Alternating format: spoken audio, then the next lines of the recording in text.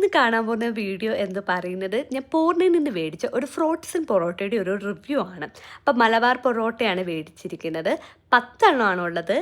ഭയങ്കര എളുപ്പമാണ് ഇത് കുക്ക് ചെയ്തെടുക്കുക. ഇത് ഓൾറെഡി കുക്ക്ഡ് പൊറോട്ടയാണ്. 10 എണ്ണം കുക്ക്ഡ് ആണ്.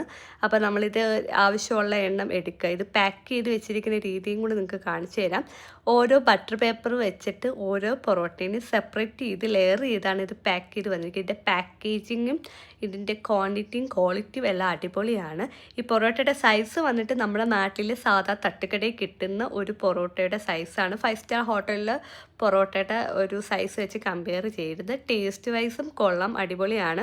അപ്പം എനിക്കൊരു അബദ്ധം പറ്റിയിട്ടുണ്ടായിരുന്നു. ഞാനൊരു പാനും വെച്ചിട്ടുണ്ടായിരുന്നു. പാനിനകത്താണ് ഇത് ചൂടാക്കാൻ ആദ്യം ശ്രമിച്ചത്. ശരിക്കും പാനിൽ അങ്ങനെ ചൂടാക്കി എടുക്കുമ്പോൾ നമുക്ക് ആ ഒരു ടെക്സ്ചർ വരത്തില്ല. നമ്മൾ ഓയിലൊക്കെ അഡീഷണൽ ആഡ് ചെയ്യേണ്ടി വരും.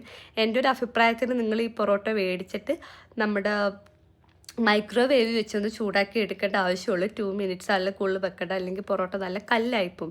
എനിക്ക് പറ്റിയ മണ്ടത്തരം എന്തുകൊണ്ടാണ് ഇത്ര സ്ട്രോങ് ആയിട്ട് നിങ്ങൾ മൈക്രോവേവ് വെക്കുക എന്ന് പറഞ്ഞതിൻ്റെ കാരണം ഞാനിപ്പോൾ കാണിച്ചിട്ട് ഈ വീഡിയോ കണ്ടുകൊണ്ടിരിക്കുമ്പോൾ തന്നെ നിങ്ങൾക്ക് മനസ്സിലാവും.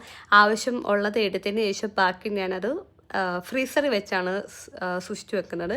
അപ്പോൾ നമുക്ക് കുറേ നാളത്തേക്ക് ഇരിക്കും. അപ്പോൾ നമുക്ക് എപ്പോഴൊക്കെയാണ് കഴിക്കാൻ തോന്നുന്നത് അപ്പോഴൊക്കെ ആവശ്യമുള്ളപ്പോഴത്തേക്ക് അവിടെ വന്ന് എടുത്താൽ മതി.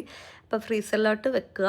ഇനി നിങ്ങൾക്ക് കാണാൻ പറ്റും എന്തുകൊണ്ടാണ് ഞാൻ ഒരിക്കലും പാന് ചൂടാക്കുന്ന കാര്യം പറയാത്തത്. പാന് നമുക്ക് ചൂടാക്കാം, നിങ്ങൾക്ക് മൈക്രോവേവ് ഇല്ലെങ്കിൽ നിങ്ങൾക്ക് ആ ഓപ്ഷൻ എടുക്കാം. പക്ഷേ ഓയിലൊക്കെ ഇട്ട് അഡീഷണൽ ഓയിൽ ഒഴിച്ചാൽ മാത്രമേ നമുക്ക് ആ ഒരു പൊറോട്ടയുടെ ടെക്സ്ചർ കിട്ടത്തുള്ളൂ. അപ്പോൾ നിങ്ങൾക്കത് കാണുമ്പോൾ അറിയാം. ഇപ്പോൾ ഞാൻ കാണിച്ചു തരുന്നുണ്ട്. മറ്റേ പാന് വെച്ചപ്പോൾ അത് മഴക്കഷ്ണം പോലെ ഇരിക്കുകയായിരുന്നു, ഒരു അനക്കവും പറ്റിയിട്ടില്ല. അപ്പം മൈക്രോവേവാണ് കുറച്ചുകൂടി സിമ്പിളായിട്ട് തോന്നിയത്. പിന്നെ നിങ്ങൾക്ക് നല്ല ലെയറായിട്ട് വേണമെന്നുണ്ടെങ്കിൽ ഈ 2 എണ്ണം ചൂടാക്കിയതിന് ശേഷം ഇതുപോലെ ഒരു ഇതിനകത്തിട്ട് നല്ലപോലെ അടിച്ച് എടുക്കുകയാണെങ്കിൽ നല്ല ലെയറായിട്ട് വരും. നന്നായിട്ട് അടിക്കണം. എനിക്ക് ഈ അടിക്കുന്ന കാര്യം അത്ര അങ്ങോട്ട് സെറ്റല്ല, പക്ഷെ എന്നാലും വരുന്നുണ്ടായിരുന്നു. പിന്നെ എനിക്ക് ഒരുപാട് ലെയർ വേണമെന്ന് അങ്ങനെ നിർബന്ധമൊന്നും ഇല്ലായിരുന്നു. അപ്പം ഇന്നത്തെ വീഡിയോ ഇത്രയേ ഉള്ളൂ. അപ്പോൾ എല്ലാവർക്കും ഹാപ്പി ഓണം. പുതിയൊരു വീഡിയോ ആയിട്ട് വരാം. ബായ്. അപ്പോൾ എല്ലാവരും എൻജോയ് ചെയ്യുക. ഞാൻ കഴിച്ചു, അടിപൊളിയായിരുന്നു. ഓക്കെ.